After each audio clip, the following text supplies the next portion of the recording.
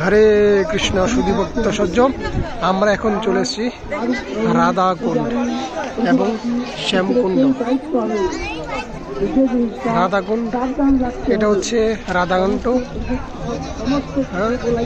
হচ্ছে রাধাকুণ্ড, আর এখানে হচ্ছে শ্যামকুণ্ড। হরে কৃষ্ণ।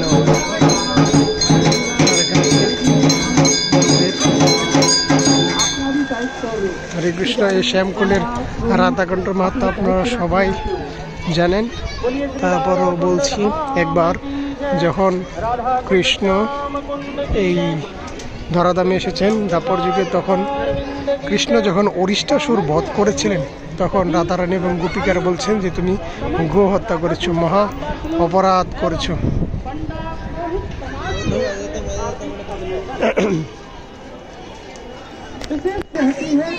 হরে কৃষ্ণ। তখন রাধারানী এবং গোপিকারা বলেছেন যে তোমার মহাপাপ হয়েছে। তো কৃষ্ণ বলেছেন যে পাপ কিভাবে মোচন হবে?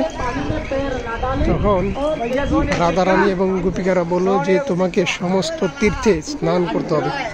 তখন কৃষ্ণ বললেন ঠিক আছে। কৃষ্ণ সমস্ত তিনি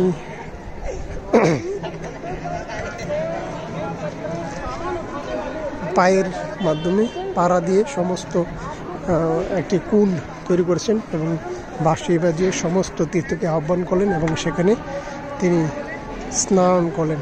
তো এখন তো সে থেকে হয়েছে শ্যামকুণ্ড।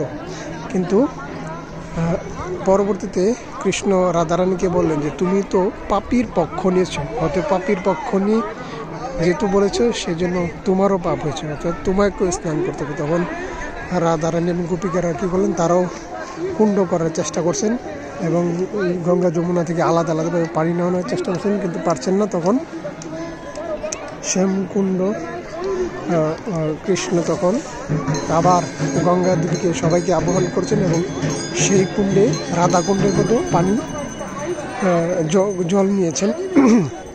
তখন কৃষ্ণ তখন আবার স্নান করলেন এবং তাদের অভিমান ভেঙে গেল। তখন রাধারানী বললেন যে শ্যামকুণ্ড হবে আমার সবচেয়ে প্রিয়, এবং কৃষ্ণ বললেন যে আমার রাধাকুণ্ড হবে সবচেয়ে প্রিয়। তো সেই জন্য রাধাকুণ্ড এবং শ্যামকুণ্ড যে এই যে মিলে গেছে সামনে, হ্যাঁ, এই কুণ্ডের পানি এই কুণ্ডে অবস্থান করে, তো সেটাকে বলা হয় রাধাকুণ্ড এবং শ্যামকুণ্ড। তো হচ্ছে প্রাকৃত শ্যামকুণ্ড রাধাকুণ্ড। এখানে যদি কেউ স্নান করে ভক্তি সহকারে, তাহলে তার সমস্ত পাপ বিমোচন হয়ে যায় এবং তাকে আর পুনর্জন্ম গ্রহণ করতে হয় না। এটা হচ্ছে দিব্য। এটা হচ্ছে এখানে জড়জড়িত এমনি এমনি আসেনি, গোলক ধাম থেকে এখানে এসেছে।